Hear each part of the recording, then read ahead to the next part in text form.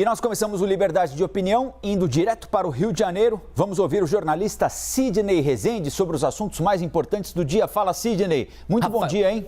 Rafael Colombo, bom dia para você. Senhor e senhora, bom dia também. Estou aqui, aposto. Estou animado hoje. Vamos em frente, então, para falar dos assuntos desta quinta-feira, Sidney. A Câmara dos Deputados aprovou 339 votos a favor, 114 contra, o projeto de lei que dá autonomia ao Banco Central. Agora só falta a sanção do presidente Jair Bolsonaro. Como esta é uma tese comprada pelo ministro da Economia, Paulo Guedes, defendida por ele ainda durante a campanha eleitoral, a sanção provavelmente ocorrerá. O presidente da Câmara, Arthur Lira, comemorou o resultado. O gesto do presidente da República em abrir mão da nomeação do presidente do Banco Central e de seus diretores, uma votação que no regime de urgência bateu 360 votos. Uma votação assim inequívoca de que a maioria da casa queria votar.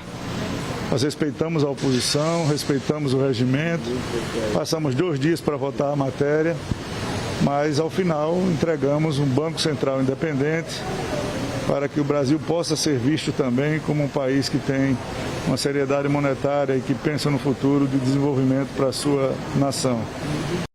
Bom, o ministro da Economia, Paulo Guedes, diz que a autonomia do Banco Central é um projeto decisivo para garantir a estabilidade monetária do país, o poder de compra da moeda, salários, aposentadorias e até da execução orçamentária, do cumprimento do orçamento. Sidney, você concorda com o ministro da Economia, Paulo Guedes, sobre a relevância da aprovação da autonomia do Banco Central e, em caso positivo, em caso afirmativo, no que é que isso interfere na vida do cidadão comum, do brasileiro que ouve falar em autonomia ou não autonomia do Banco Central? Interfere no dinheirinho que a gente tem no nosso bolso, interfere no dinheiro que temos aplicado, interfere nas nossas relações financeiras de toda a ordem, interfere nessa circulação da moeda, até porque tem que ser o Banco Central um guardião também da política monetária. Então, nesse aspecto, sim, o Banco Central pode definir se aumenta ou se ele reduz a taxa de juros, ele pode definir se os bancos, por exemplo, vão ter que fazer depósitos compulsórios, obrigatórios, para mostrar estabilidade e força, e isso acaba separando o joio do trigo, porque quem não estiver bem das pernas certamente vai sofrer em ter que pagar um depósito compulsório para evitar amanhã aparente que vai quebrar ou que possa quebrar e prejudicar o correntista. Então, o Banco Central, ele faz tudo isso. Em tese, eu sou inclusive favorável à independência do Banco Central sobre esse aspecto, né, de ser tudo isso que eu falei agora há pouco, independentemente da pressão de ordem política partidária, né, porque você, inclusive, o ideal é que um presidente do Banco Central, ele assuma um mandato de 4 anos, por exemplo, mas não casado com o presidente da República, para não ter essa proximidade perigosa, este atual e os futuros. Então, em tese, repito, é muito bom. Agora, está se criando de fato agora, vamos ver adiante como é que o Senado vai apreciar, vamos ver como o Poder Executivo vai interpretar, porque ainda está em andamento, está se criando uma entidade com muita força, né? Essa independência, essa autonomia dá ao Banco Central, de fato, uma musculatura que não tem hoje, mas ela não pode estar a serviço dos bancos, ela não pode estar a serviço exclusivamente do mercado financeiro, do outro. Então, ela não passa a não ter uma pressão política direta, partidária, como eu disse agora há pouco, mas ela poderá ter uma política subjugada ao poder econômico, a grande força dos mais ricos, né, que hoje, de fato, e aqui, em todo lugar do mundo, tem enorme influência nos destinos do país. Esta é a preocupação, como manter esta autonomia, como manter essa independência, mas isso não dá direito a ter dentro do Estado brasileiro uma entidade mais forte que o poder político. Não pode, porque aí você vai agredir, inclusive, preceitos estabelecidos na Constituição brasileira. Agora, se conseguir, é o que eu espero que aconteça, é uma ótima ideia. Então, em tese, eu sou favorável, na prática também sou, desde que nós não tenhamos aí, por exemplo, o grande capital, os mais ricos, mais poderosos e o sistema financeiro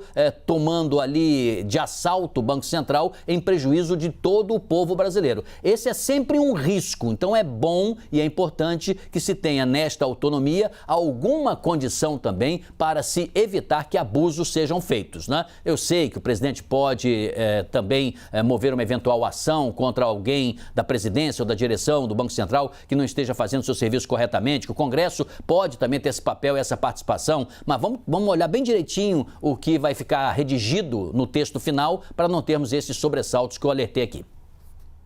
Integrantes da Comissão Mista de Orçamento se reuniram mais uma vez com o ministro da Economia, Paulo Guedes, para tratar de um assunto recorrente também, o auxílio emergencial, que vai voltar de alguma forma. A gente não sabe como nem quando, mas voltará.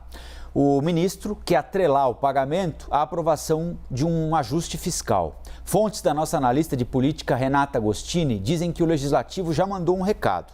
Se uma proposta para prorrogação do auxílio não for enviada nos próximos dias, o Legislativo vai tomar a frente desse debate e, por meio de um projeto de uma das duas casas, o auxílio emergencial vai voltar de um jeito ou de outro.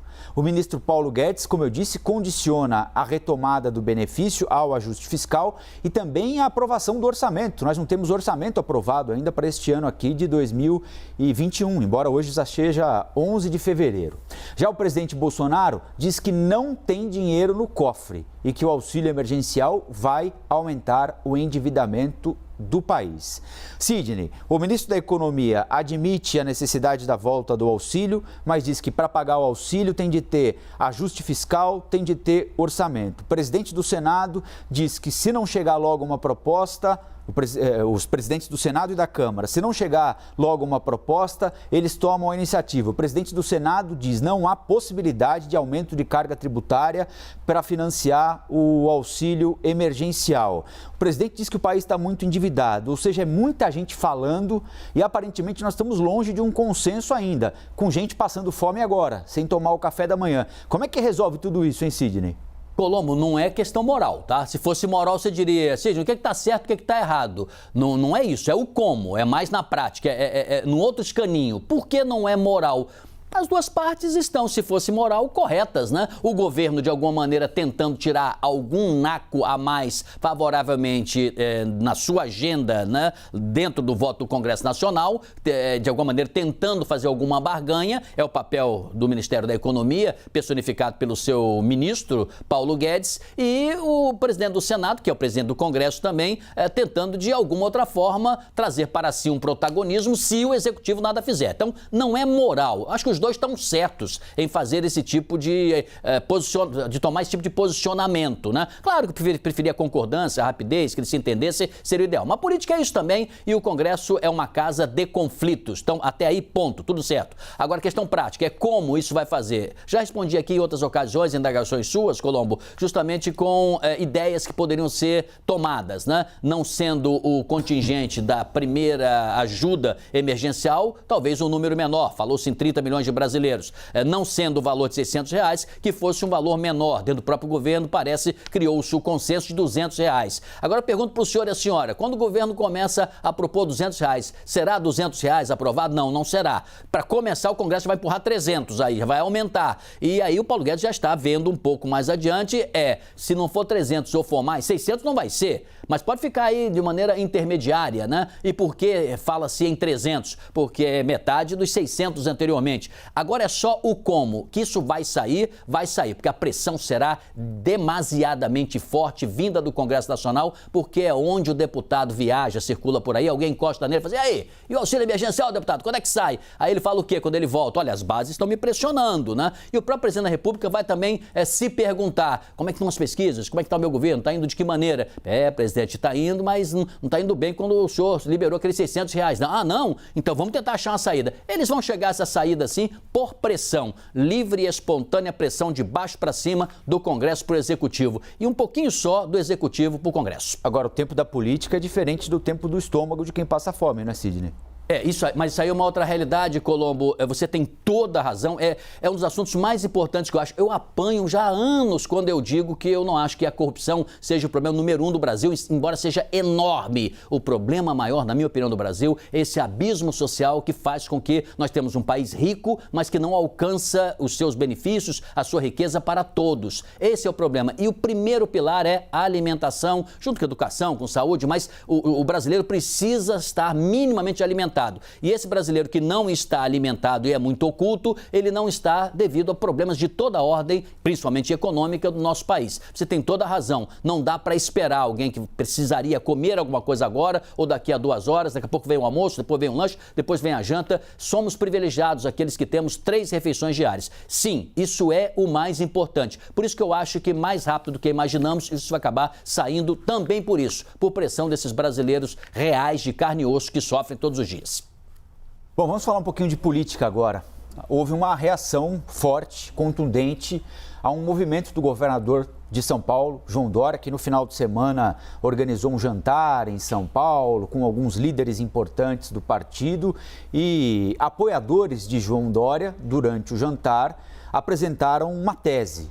João Dória deveria ser o novo presidente do PSDB, porque isso claramente pavimentaria com menos obstáculos o caminho que ele quer percorrer, que é o caminho de ser o candidato do partido à presidência da República no ano que vem. O presidente é quem decide coligações, alianças, destino da utilização do fundo partidário, do fundo eleitoral. Mas essa tese, essa ideia não foi tão bem recebida quanto ele gostaria. Tanto é assim que o partido, o PSDB, decidiu convocar a Executiva Nacional com a intenção de prorrogar por mais um ano o mandato do atual presidente, Bruno Araújo. O ex-senador José Aníbal deu uma entrevista à CNN e disse que a pretensão do governador está sendo adiada, mas ele não será isolado na sigla. Vamos acompanhar. Não se isola o governador, não se isola nenhum governador. O de São Paulo, então, é muito difícil, né? Ainda mais um governador que está tendo protagonismo no cenário nacional. Não só protagonismo político, mas protagonismo de gestão e eficiente, no caso da vacina. Então não há isolamento. Procurado pela CNN, o governador Dória afirmou que a medida tomada por integrantes do partido é normal, uma conduta normal e vale para todos. Sidney, queria que você falasse um pouquinho sobre o momento que o PSDB atravessa, com o governador João Dória querendo tomar de uma vez o comando do partido para, como eu disse, percorrer o caminho até 2022 sem tantos obstáculos, mas houve uma reação maior do que ele imaginava, né?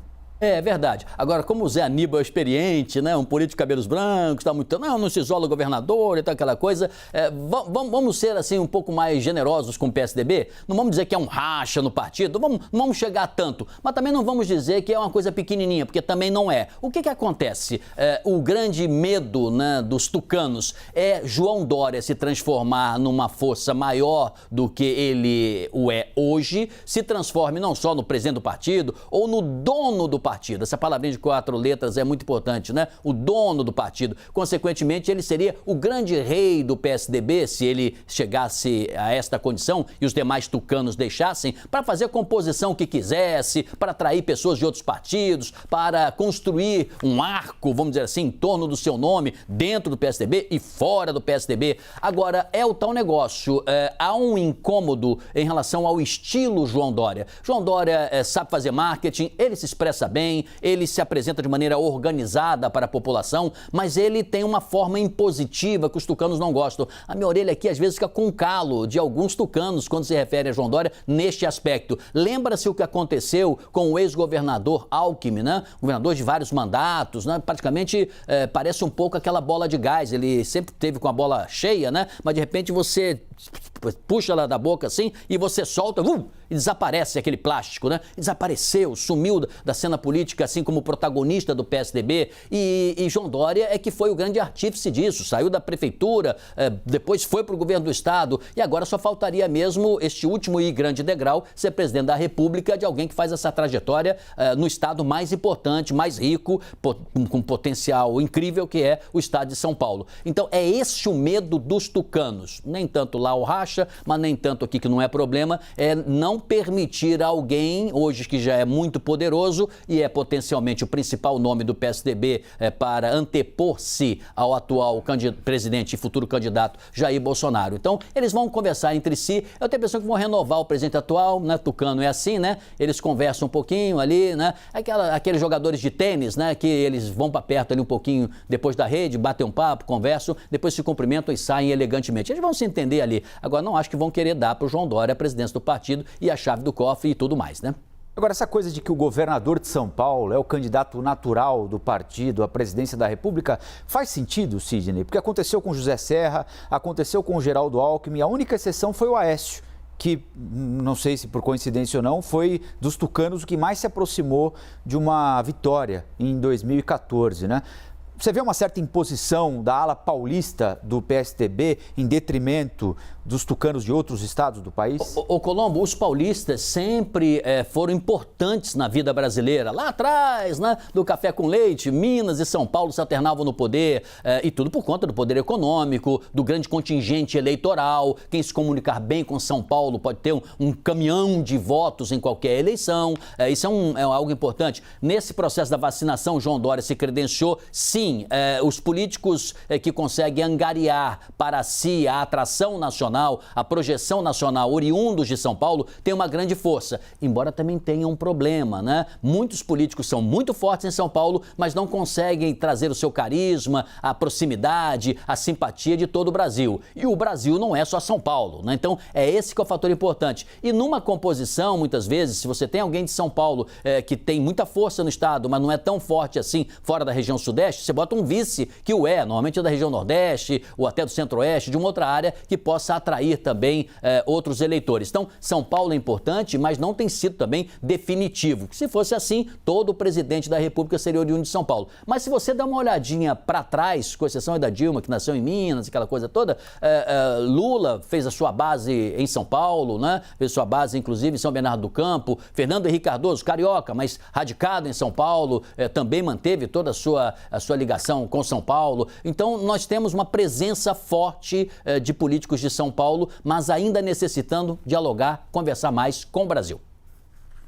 Bom, vamos falar do atual presidente, Jair Bolsonaro, que conseguiu eleger, tanto no Senado quanto na Câmara dos Deputados, com apoio dos partidos do centro, os seus candidatos preferidos para os cargos, Arthur Lira e Rodrigo Pacheco. Enquanto isso, os adversários do presidente, o mais notório deles nos últimos dias ou semanas, Rodrigo Maia, tentam restabelecer aquela tese, aquela ideia da frente ampla de centro-direita para enfrentar o presidente em 22, mas com mais problemas do que tinham há um mês, não é? O Democratas, por exemplo, passa por um momento delicado de fragilidade, com discussões públicas entre figuras importantes, Luiz Henrique Mandetta, Rodrigo Maia, o presidente ACM Neto, o governador Ronaldo Caiado. A gente acabou de falar muito do PSDB aqui, que também tem um problema interno sério para ser resolvido. A esquerda continua com algumas dificuldades, não é? O ex-presidente Lula já lançou o nome do ex-prefeito de São Paulo, Fernando Haddad, para a eleição de 22. Outros líderes da esquerda disseram, olha, primeiro precisa discutir o projeto e depois o nome. O Boulos falou, o Flávio Dino falou nesse sentido também. O Ciro Gomes deve ser candidato à presidência da República também no ano que vem, tá? Né? Tudo indica que vai percorrer esse caminho. Como é que você avalia o cenário para o presidente Jair Bolsonaro hoje, tentando projetar 22, embora a gente esteja a léguas de distância de lá e possa acontecer absolutamente tudo, especialmente num cenário tão gelatinoso quanto esse, proporcionado por essa infeliz pandemia que nos persegue, né, Sidney? Colombo, de acordo, né, em relação a esse tempo, poxa, 2022, final de 2022, né? Mas eu penso o seguinte, que os nomes que querem se opor a Jair Bolsonaro, eles têm de 4 a 6 meses a partir da data de hoje. O que eu quero dizer com isso? Até julho, no máximo agosto deste ano, essas definições já surgirem. E quanto menos candidatos, tanto melhor. Se tiver um espectro muito grande, só beneficia a ida eventual para o segundo turno, ou quem sabe até a vitória no primeiro de Jair Bolsonaro, que já se posicionou. Bolsonaro já cercou completamente o terreno dele, impedindo que outro nome da direita se fortaleça. Um dos nomes chegou-se a levantar mais adiante a possibilidade, se vier a ser candidato, por exemplo, Sérgio Moro, né, ali atua nessa área de anticorrupção pela direita, mas o Moro não é um político profissional, ele teria que trabalhar a sua imagem mais fortemente, agora mesmo chamuscada por N casos envolvendo o seu relacionamento durante a Operação Lava Jato com procuradores, documentos foram vazados de maneira duvidosa na sua atitude, então tem um certo peso para decolar. Então o que eu quero dizer é a direita, centro-direita ali, mais a direita, né? Um pedacinho da centro-direita, a direita e a extrema-direita tendem a perfilar em torno de Bolsonaro. É aquele cara que entra lá na luta e fica olhando assim, esperando o outro chegar, tá certo? Ele já é candidato, já se colocou assim. Lembra que ele disse, 2022 a gente se encontra. Candidato, tá lá. Então é preciso ver o outro lado. Não precisa ser um nome só para enfrentar Bolsonaro. Pode ter 3, 4 já acho muito, mas 3 nomes deveriam já começar a trabalhar as articulações, definições de como será a campanha, que temas mais importantes, lógico, vacinação, política econômica, a crise que nós estamos vivendo, tudo isso será certamente objeto de campanha, mas é preciso convencer a população que tem uma parte já simpatia com o Bolsonaro, outra que é completamente contra o atual presidente, essa vai votar em qualquer outro nome, porque se a oposição não conseguir canalizar para poucos nomes a sua energia, o outro lado, que é Bolsonaro, tenderá a se beneficiar. E repito, de 4 a 6 meses precisa acontecer. Se deixarem para o ano que vem, achando que um nome assim, novo, vai surgir, vai aparecer, derrota certa para a oposição. Valeu, Sidney. A gente volta a conversar amanhã aqui no Liberdade, combinado? Até amanhã.